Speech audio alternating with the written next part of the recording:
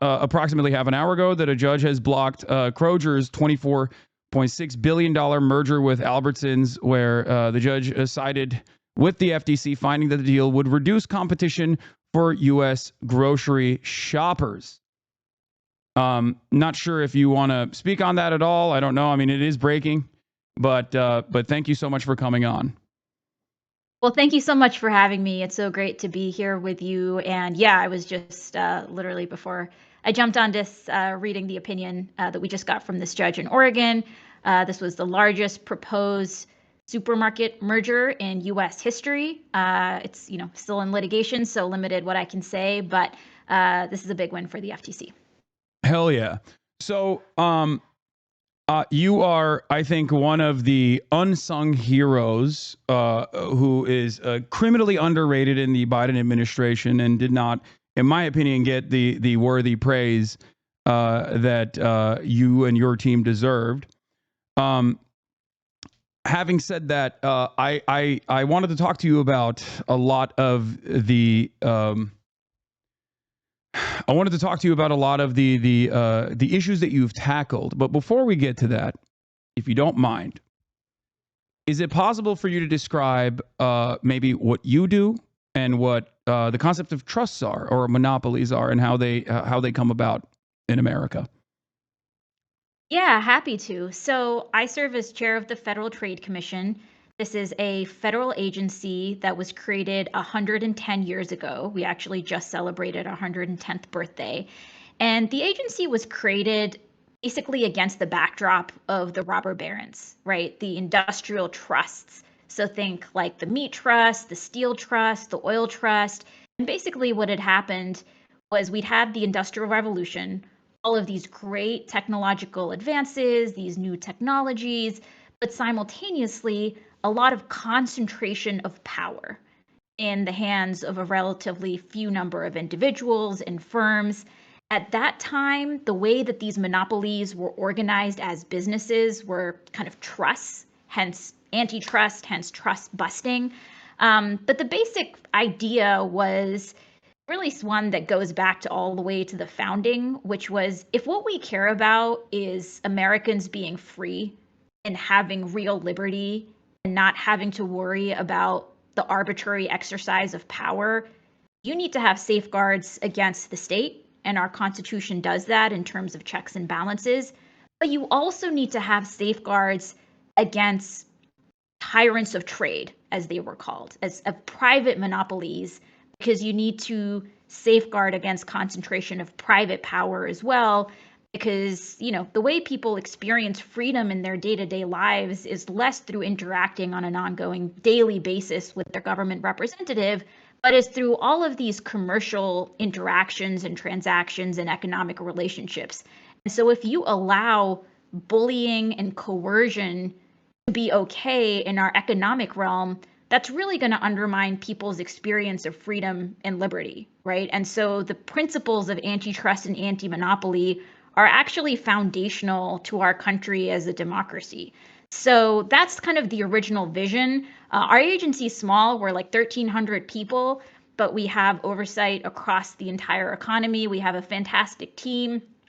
Under this administration, we've really been trying to reinvigorate how the agency enforces the law, uses its tools, and really turn the page on a approach since the Reagan years that had assumed that kind of big is always better and that somehow monopolies are going to deliver lower prices and be better for us. And I think we're just living with reams of reality that contradict that. And so we need to update how we enforce the law too. Can we talk about that a little bit? Because I feel like this is directly against the normal understanding of trust, both universally in other OECD nations, but also specifically in America, throughout American history.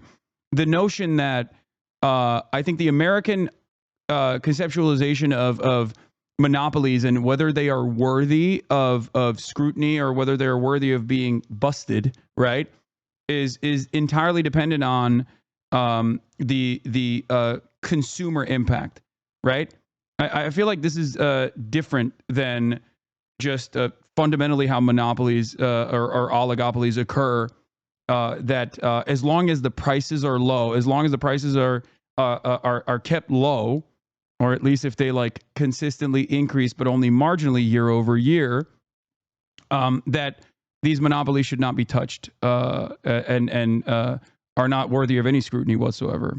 Would you say that that is different than the attitude demonstrated by other countries? I mean, the United States is kind of a leader in antitrust and anti-monopoly, and a lot of other countries have kind of adopted their laws, in more recent decades. And the U.S. has actually had an important role in influencing how other countries have done things. And it was really interesting when I came into this role and started interacting more with international enforcers. They were kind of taken aback because for decades now, US enforcers had kind of been chiding other countries and saying, hey, you got to be nicer to your monopolies. And, under this administration, we were like, no, we're going to enforce the law. We need to, be really assertive. We need to protect the public from this type of law breaking. And you're right that there are different ways that monopolies can illegally abuse their power, right? They can hike prices, they can depress wages, they can squash out entrepreneurs and new businesses.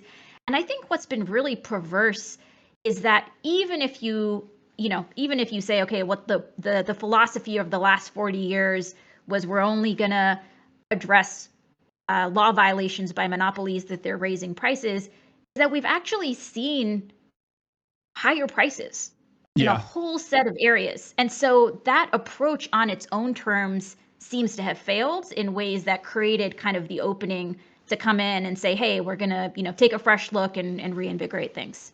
Yeah. Yeah, because the obvious elimination of competition is if that is the if you want to be the domineering force in a market, then inevitably when there's no more competition remaining, you get to set the prices, and you can slowly but surely, depending on how much you want to improve your profit margins, increase the prices, or at the very least, uh, tackle certain other aspects of the productive forces, i.e., labor, and consistently make labor conditions worse and worse, or never really keep up with the never increase wages in a meaningful way. And I think it harms both workers, but it also ultimately inevitably harms the consumers as well. So obviously, I am on a platform that's owned by Amazon, but I have to ask you, as someone who has been very critical of Jeff Bezos' practices and Amazon in general, so you wrote a formative work at, I believe, Yale Law School that specifically tackled Amazon as a monopoly, and I was wondering if you could talk a little bit about that and what that journey was that got you to become the commissioner of the FTC at such a young age. Yeah, so I had a bit of a funny backdoor way into all of this work, which was I actually originally wanted to be a journalist and a reporter. I graduated during the financial crisis A where, terrible profession. jobs generally were hard. You're Yeah, doing so much more important work, I think. but ended up kind of landing with a think tank that had a little bit more of a journalism bent to it. But my job was really to do research to understand had different industries and markets evolved over decades. And so my job was to document market structure, which can sound kind of technical. But basically, I was kind of doing deep dives into areas like agriculture, like book publishing, like airlines, like rental cars, like all sorts of commodity markets. And across the board, and somewhat of an underappreciated trend in our economy, has been one of systemic consolidation.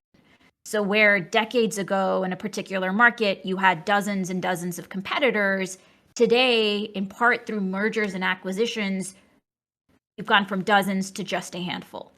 And sometimes this degree of consolidation can kind of be masked from people because you can go to the grocery store and see dozens of brands, be it in laundry detergent or diapers or what have you. But actually, those dozens of brands are still only controlled by a handful of companies, right? Yeah. And so there can be this illusion of choice, and that consolidation and centralization of power was something that was really fascinating to me, especially since we had these laws on the books that were supposed to be anti-monopoly, but it seemed that some of these laws were instead now facilitating that very consolidation, monopolization. So I just became really fascinated in like, how did this happen? A lot of my job at that point also had involved just talking to regular people. So I spent a lot of time understanding how the chicken farming industry worked, where you basically have, millions of consumers on one side, thousands of farmers on the other, and they're actually just connected by a handful of these giant chicken processors. And so what that means practically is that if you're a chicken farmer in America, your entire livelihood can be dependent on the whims of a single company.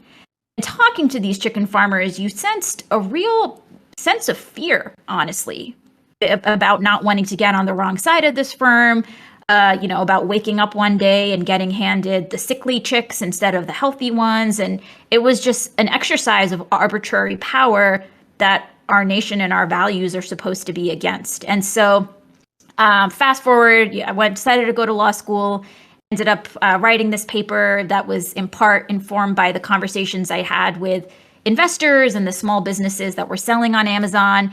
And ended up writing a piece around how the governing framework of antitrust, I thought at that time, was not adequate for capturing the reality of how digital platforms in particular could amass and exercise monopoly power. One of the predatory practices of Amazon that's like pretty obvious for people is routinely trying to purchase using the algorithm that they have inside of their sales structure to figure out like what products are actually working really well, and then as far as I understand, either trying to buy out these companies in its entirety, or if they don't play ball, if they want to retain ownership over their product, like creating an alternative product. Pushing I believe it was a diaper, right? Like there's a diaper company, there's like a story around a diaper company that's like very famous, creating a Amazon basic version of that same product, pushing down within its own search function the competitive product, and also underpricing like the new competitive product that they've made in an effort to basically destroy this smaller producer, with the hopes of either, down the line purchasing them for pennies on the dollar, or just completely crippling them and bankrupting them. This practice of undercutting, I think, is commonplace in virtually every aspect of American industry, from Walmart coming into underserved neighborhoods and closing up shops, the mom and pop shops in general, and then when there's no more profit to be to be squeezed out in these underserved neighborhoods, like just closing up shop and leaving entirely, leaving places like West Virginia, for example, without any sort of a grocery chain that they can rely on. And it's a pretty damaging practice, but it's oftentimes sheltered. It's oftentimes not immediately addressed. And I wanted to talk briefly about the communication strategies, because something that I've always been fascinated by is the invisible ways in which the government works that we kind of take for granted, from the FDA, all the regulatory agencies like the FDA down to the FTC, SEC, and or even like the National Weather Service, for example. Like we don't really factor in the ways in which like our lives are made better and improved by people like yourself. So how do we address that? What are some of the biggest W's, for example, that you have had with the FTC under your reign, under the Lina regime, that you don't think has gotten like proper consideration? Yeah, I mean, look, it's been a thrilling, 3.5 years, and I've been really fortunate to have a fantastic team at the agency. And honestly, we have delivered W after W for the American people. We took on patenting abuse, where we found that inhalers have been around for decades, but Americans are still paying hundreds of dollars for them, and generics have not been able to come into the market as much. our team took a close look and figured out that part of why that was is that some of these inhaler manufacturers are listing patents for things like the little piece of plastic on your inhaler. Yeah. And so we called that out. And then 3 of the 4 big inhaler manufacturers said they're going to drop how much Americans pay down from hundreds of dollars to just $35. We've taken on non-compete clauses. These are the contractual provisions in people's employment contracts that say, even after you leave your current employer, you can't go work for certain competitors. You can't go start your own competing business. These non-competes started off in the boardroom, but they now, are in employment contracts for janitors, security guards, fast food workers, people making minimum wage, doctors across the country, healthcare professionals across the country. And so we've taken on these coercive contracts. We passed a rule that would eliminate them. We've taken law enforcement action, resulting in thousands of non-competes being dropped. We're also just taking on some of the daily indignities that people experience. It can feel like just being a consumer in America today just does involve all of these small obstacles and barriers that really grate on you. Just to give you a few examples, we finalized a rule that would require companies make it as easy to cancel a subscription as it is to sign up for one, because we've seen that as more and more companies are switching to service-based revenue and subscriptions, they have an incentive to make it super easy to sign up and then absurdly difficult to cancel. And we brought lawsuits, including against Amazon, against Adobe, against a whole set of companies that deliberately thwarted people being able to cancel. And this means that these companies are taking tens, if not hundreds of dollars from people a month for subscriptions that they no longer want, right? And nobody should be stuck paying for a service that they want to exit. We've also been putting money back in people's pockets. Actually, just yesterday, we announced that we're starting to send back checks to people that were tricked by Epic Games. We brought a lawsuit against Epic, finding that they had basically, led people to make purchases they didn't intend. Kids were racking up, hundreds of thousands of dollars in charges. So we brought a lawsuit there. We're sending back, we just sent back $72 million is the first tranche of money back. We've been going after data brokers, which surveil Americans and collect all sorts of sensitive data, like your medical history, your precise geolocation, your browsing history, making sure that there are some kind of rules of the road there and how this sensitive data gets used, and making sure it's not exploited. So, we've done that. We've taken action across healthcare markets, across grocery markets, wanting to make sure that our markets are fair and open and competitive. That's a W after W. So do you feel like there is a way to properly communicate these things to the broader public? Like, if we're going to be super serious, I know you're a government official, so I don't know, how much, like, what you can say in an official position, in an official capacity, but like, do you feel like the coverage on this has been sufficient? Because I was rather shocked to see you on 60 Minutes, if I'm being honest. Like, you rarely ever see invisible government employees be prominently displayed like this. But do you feel like this is a good thing? Do you feel like it was enough? Should there be more of it? These are the questions I have for you. Yeah, look, I made it a priority to really engage broadly with kind of media across the entire landscape. I also made it a big priority to go out and learn from people across the country. And one thing that's interesting about the type of job that I have is that it's very easy to become very insulated, where the kind of people that you're interacting with, the kind of information that you're getting on a day-to-day basis is coming from a relatively small number of sources, and it can lead to blind spots. And so a big priority for me has been actually opening the doors of the agency and just making it easier for people to give their views on what's happening out there, to share problems that they're seeing.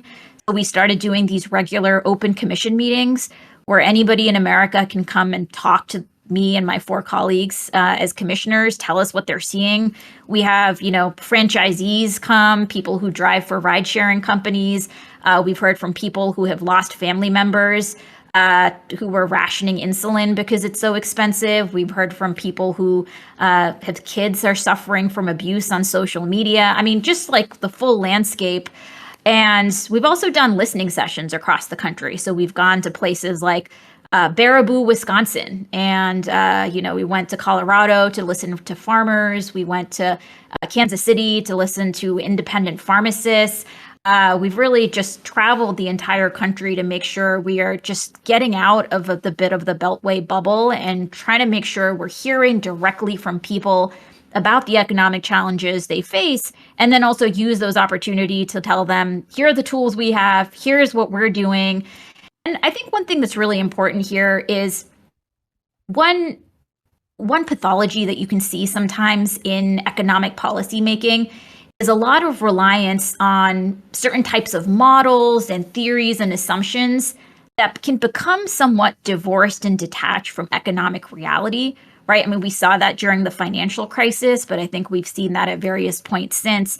And so, getting out there and hearing from regular people and making sure we're using that to inform our understanding of what's happening is also a good antidote to, again, making sure we just know what is the economic reality rather than just relying on some of these filters. You've also utilized the Copyright Office to tackle the age-old problem with not only right to repair, which spans across many other key sectors, something that farmers have been advocating for consistently with like John Deere tractors and whatnot, but also with McDonald's franchisees that now have the right to repair their own ice cream machines due to your comment that you filed in support of this change.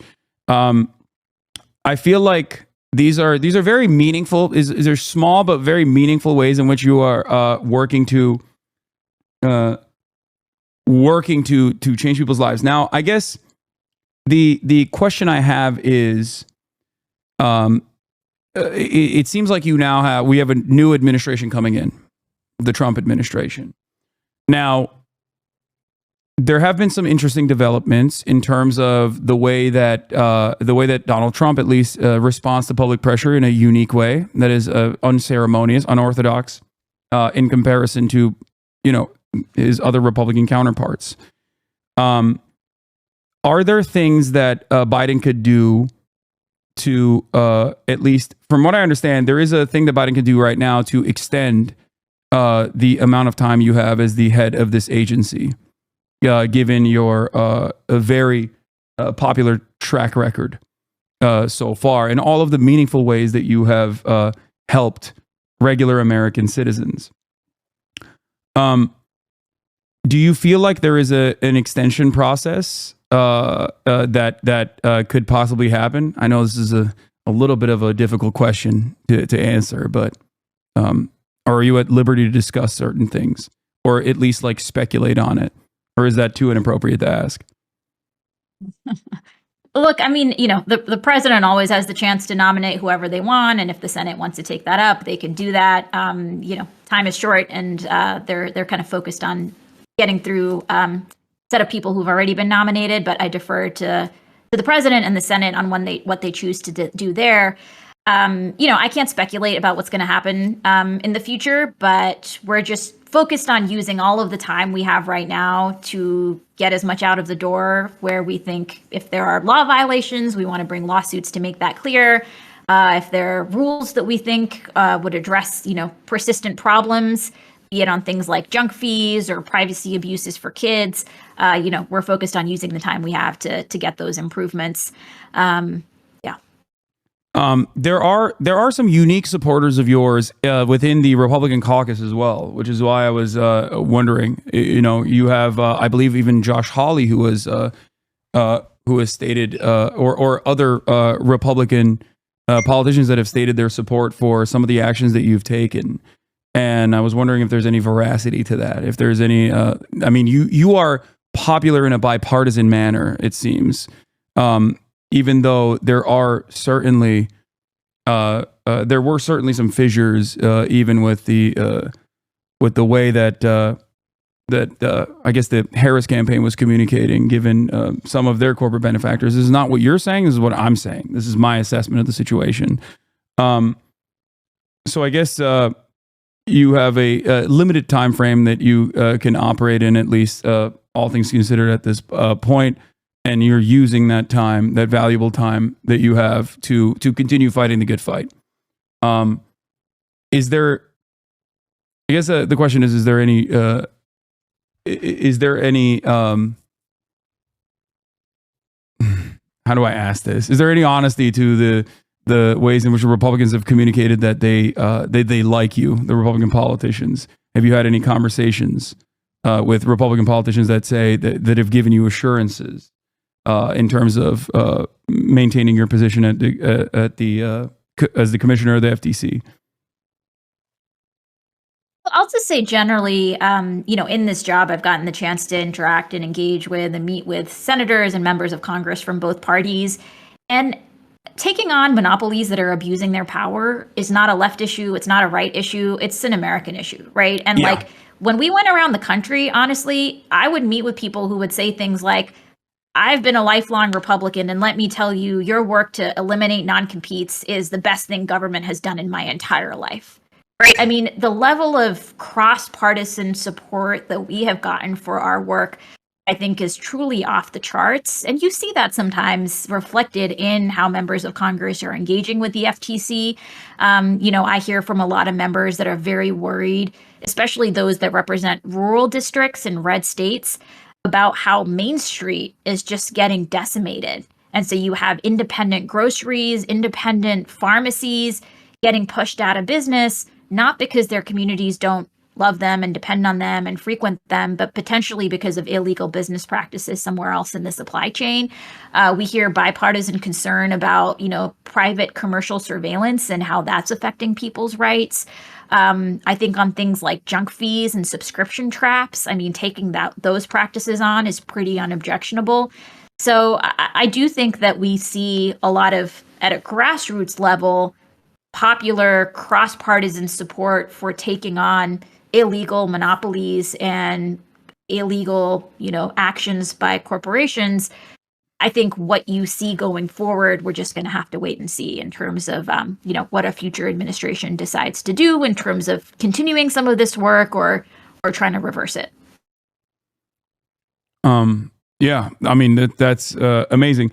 So one of the areas of interest for you has also been healthcare, and I was wondering if you have any initiatives lined up for that as well. If you want to speak on that, seemingly this is a point of concern for a lot of Americans that are, I guess, experiencing the many different awful aspects of for-profit healthcare in general, and the ways in which a lot of these healthcare providers have utilized the exact same vertical and horizontal integration to drive up costs and to offer inadequate care and engage in some of these other illegal business practices. Yeah, healthcare has been one of the top priorities during my time at the commission, just because, this is not discretionary purchase for people. Like, this is oftentimes life or death in some of people's scariest moments. So there are a few aspects of our work here. One is we've been taking on hospital mergers. There have been just decades of mergers between hospitals, and there's a lot of research showing that after hospitals merge, prices go up and quality of service goes down. It also can contribute to things like hospital deserts, especially in rural parts of the country. Yeah. We've also been focused on this issue of private equity coming into healthcare, where you have these, New York-based private equity firms that will come in and do these things called roll-ups, where they kind of buy series by series these whole set of smaller, say, anesthesiology practices or other firms that in the aggregate has rolled up and consolidated the whole market. So we brought a lawsuit last year against one of these private equity roll-ups that happened in the anesthesiology market, where this company came in, rolled up these anesthesiology providers, and then jacked up the prices. That was something that had been a bit more under the radar, and we've kind of shed more of a light on it. we're also looking just more generally at what are the drivers of higher drug prices for people, right? I mean, we know as a country, we spend more on healthcare and get worse outcomes, and people are paying more, especially for drugs that cost a fraction somewhere else. So I mentioned what we're doing in terms of scouring for patent abuse. And so what we did for inhalers, we've also now trying to do for EpiPens and things like Ozempic. We also have a lawsuit right now that's alleging that there were illegal business practices that led to inflated prices for insulin. So that's a litigation that's ongoing. But I think absolutely, I mean, interrogating whether corporate law breaking is driving up healthcare costs for Americans is absolutely something that needs to still be a priority for government. It seems that in 1995 there were 60 leading pharmaceutical companies, but mergers since then have reduced that number to just 10, and it seems that mergers are continuing. This is there a way that is there a way to directly communicate to the people that are listening, like how that ends up driving up costs, like to talk about it at the individual level? Because in the same way that you mentioned, in the same exact way that you mentioned how pharmaceutical corporations oftentimes engage in like patent cycling, which is very common. It's super common practice in general to disrupt the or to engage in like a patent ownership over an extended period of time. Is there some way to talk about that specifically with pharmaceutical mergers? Yeah, happy to. And I'll give you a specific example in terms of a case we brought. So we brought a case last year looking to block the merger of these two companies called Sanofi and Maze. And Sanofi at that time had a monopoly on the drug for something called Pompe disease, which is this really awful kind of muscle degeneration disease where people need medicines, and those medicines can be very expensive. And so Sanofi had a monopoly on that. Maze was this newer company that was in the process of developing a different treatment for Pompe disease. And this other treatment could, if it got to market, be a game changer, because Sanofi's drug, you basically have to go get an IV biweekly, and Maze's drug, people could have just taken orally as a medicine, right? And so if you're somebody that has this disease, this new medicine could really improve your life dramatically. Sanofi was trying to buy up Maze. And we worried that because Sanofi is already making a lot of money through its existing drug, if they were allowed to go out and buy this upstart, they would not necessarily have the incentive to make sure that that new drug makes it onto market, because if it did, it would start cannibalizing sales from their existing blockbuster monopoly drug. We brought a lawsuit that says Sanofi, you're buying Maze would violate the antitrust laws. They ended up walking away, and Maze ended up partnering with some other company. But that's just a specific example of how, the basic philosophy underlying antitrust laws is that competition between businesses, it's what can contribute to the best outcome, right? Because if you have the monopoly company still having to look over its shoulder and say, hey, am I about to get lapped by this other guy? It's going to make them go faster, right? It's going to make them try to compete for people's businesses rather than just be confident that they've locked up the market and then they can become too big to care. They don't have to worry about, competing on price. They don't have to worry about innovating. And so that's just one example of how robust merger enforcement can make sure that Americans benefit from healthy competition on price, on innovation. That's on the consumer side, like that's a consumer protective action. But I think it's also important to recognize the labor side of this equation as well. And I was wondering if you could at least speak a little bit. I know the decision just came down on the Kroger. Sorry, I always call it Kroger. $24.6 billion merger with Albertsons. Because when this conversation was taking place in a lot of mainstream media, the arguments that were presented was that these guys have labor unions. Some of them are actually like corporate unions in general, but regardless, they have like some semblance of labor unions, and that that this was actually this merger was necessary because it was life saving. It was going to save this business at a time when they are having a difficult a difficult time competing with massive online retail stores such as Walmart and Amazon that are completely dominating the field. Um, what this decision being blocked, what kind of labor protections does that offer to people that are working at these corporations? So, one thing that our lawsuit alleged was that if this merger goes through, it's going to mean higher grocery prices for shoppers, but it's also going to be worse for the workers. And this is the first time that the FTC has ever sought to block a merger, not just because it's going to be bad for consumers, but also because it's going to be bad for workers. And, especially in recent decades, antitrust enforcers had not really been focused on the worker harms as much. And that's something we've really looked to change. So the complaint lays out how previously, when there has been competition between Kroger and Albertsons, that the workers at each store were able to use that competition as leverage when they were trying to bargain, and that if you allow these two companies to merge, that leverage that comes from having a potential alternative employer or an alternative store where customers can go if there's a strike, but eliminating that leverage point and bargaining leverage would ultimately be bad for workers. So again, this is still being litigated, but that was in the complaint as an explanation for why this merger would be bad for workers. When the FTC team put on the trial, they actually had on the stand some of the workers that are currently employed by these stores so that they could also share their experience. And just generally, I mean, there's a lot of empirical evidence that now shows that after mergers, workers have seen, pay cuts or a limit in any pay rises. You often see layoffs. You can see workers have less negotiation power to figure out, will I even have a stable, predictable schedule?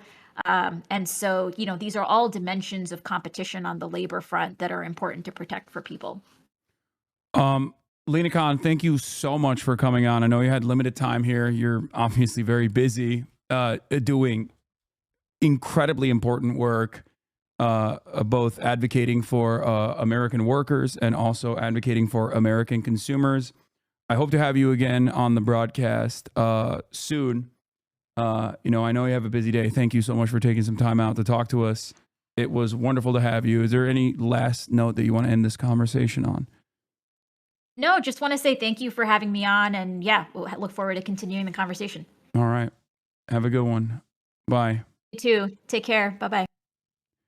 That was Lina Khan, the trust buster, the queen herself. Ladies and gentlemen, we have obviously a lot more to discuss today. We got Stavi Baby coming in a little bit. But yeah, I wanted to say thank you, Lina Khan, once again for coming on, taking time out of your busy day. We are now going to take a different approach and talk about obviously healthcare in this country from the perspective of an individual. The Italian stallion, his manifesto, Luigi's manifesto, the 262 word manifesto on the killing of the United Healthcare CEO is